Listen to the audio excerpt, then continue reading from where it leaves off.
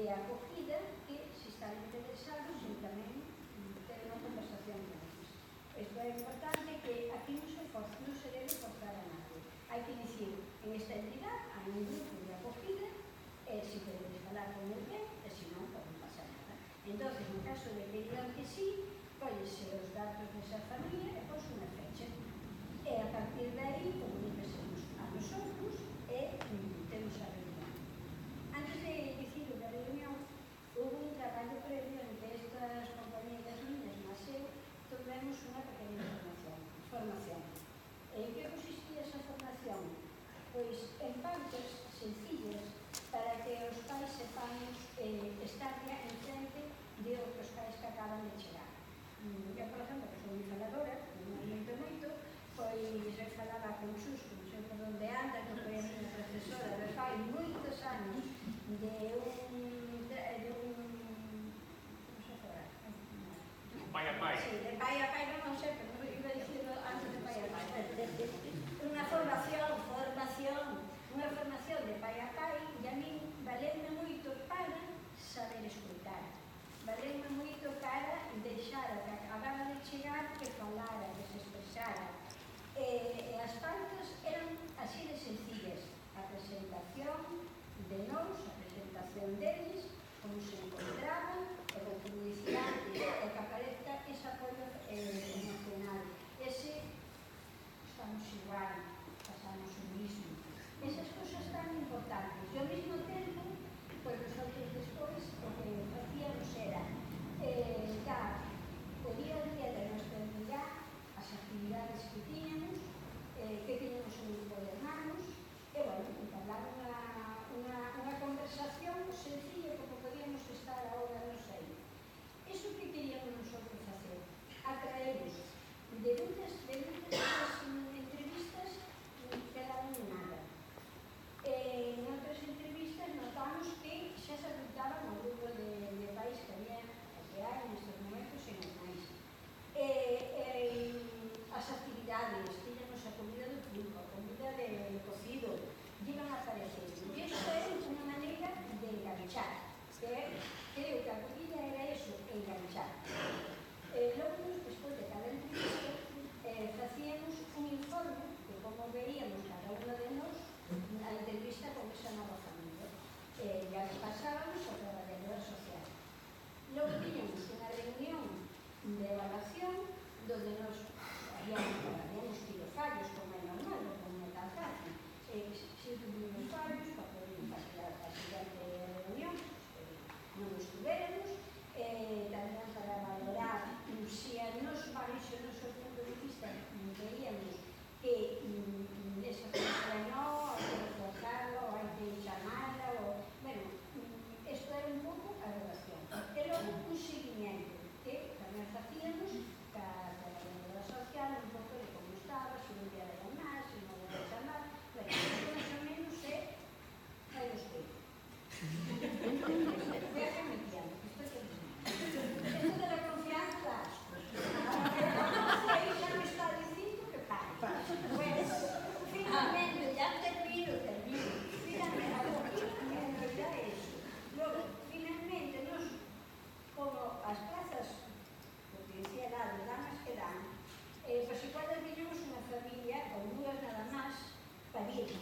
E nos aproveitamos de, en sucesivas reuniones, cando íbamos a facerle a acogida a esa familia, chamábamos a unha ou dúas familias das que habían empezado unha concha de vida, de fai 40, 50 anos, e entonces as mandábamos vir para que viran o que estábamos facendo agora, pero tamén para darles as gracias polo que habían feito e para dicirles que as necesitábamos.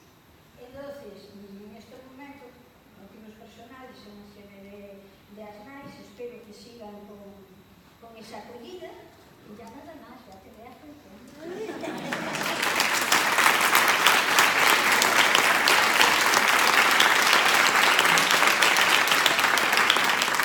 acollida é fundamental, porque cando parece que o mundo se nos cae en riba, que haxe alguén que nos dé unha man no ombro, ou que nos apoie un pouquinho, ou que nos faga ver que o mundo xa se quedou tantas veces, levantou outras tantas, é importante. E importante tamén comprender que non son só estatutos, sino que son relacións entre persoas.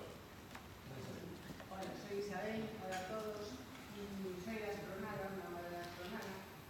Nuestra asociación hace como unos 10 años surgió de una manera así un poco inusual.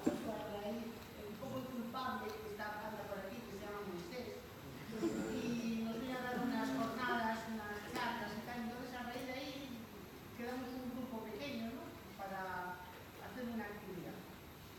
Entonces esa actividad se prolongó durante un par de años y tal, y al final fuimos constituyendo un grupo, éramos 8 más o menos, y bueno, pues eso llevaba a que pues nos quedamos para tomar un café, quedamos para hacer una cerita, después empezamos ya a planificar alguna salida de fin de semana con nuestros hijos a una casa rural, a hacer excursiones y tal.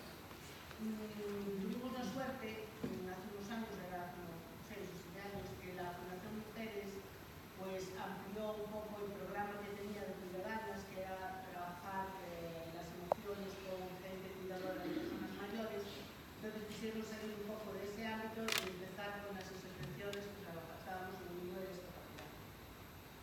Entonces pusieron contacto con nosotras y bueno, pues nos apuntamos para unos talleres. Ahí ya se fue juntando más gente. Hemos estado repitiendo talleres de gestión emocional, de relajación, bueno, un poco en esa línea. Y entonces, bueno, pues el grupo se fue ampliando, ahora somos unas 15 o 16 madres, y además, digamos, del aspecto festivo, el aspecto más relajado, también ahora nos estamos implicadas también un poco en la marcha de la asociación, ¿no? O sea, colaboramos también a demanda de la asociación, pues que puede preparar pues, algo con los chicos, que sea pues, una celebración de cada curso o cualquier cosa, de la fiesta de los talleres o de eso, pues colaboramos ahí con ellos, pues prepararles a lo mejor algún sketch o alguna pequeña función. Y después también pues hay madres que he presentado grupos de trabajo, de los servicios, aportan las ideas, o sea, colaboramos ya de una manera también más seria con la asociación, ¿no? O sea, tenemos esos dos pasos, esos dos aspectos. Pero lo que quiero destacar aquí es el beneficio que nos causó estar en ese grupo. Todas, ninguna. Es lo primero que notamos es a nivel emocional el beneficio que nuestro grupo está con otras personas charlando. No tienes que estar charlando siempre de lo mismo, pero un día llegas un poco, casi un día comunal, te descargas, todo eso, estás hablando con gente y no hace falta que des muchas explicaciones porque te están entendiendo perfectamente. Y eso nos pone una gran ventaja. Es como el tomar un café para nosotros es muy fácil, ¿no? O sea, estás allí, charlas lo que quieras, nos ayuda a desconectar un poco del día a día.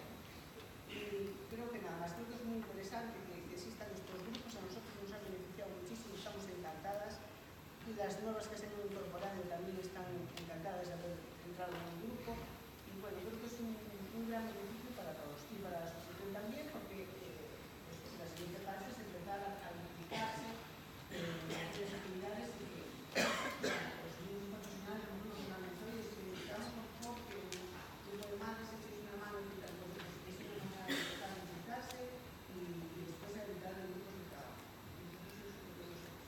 Y nada más.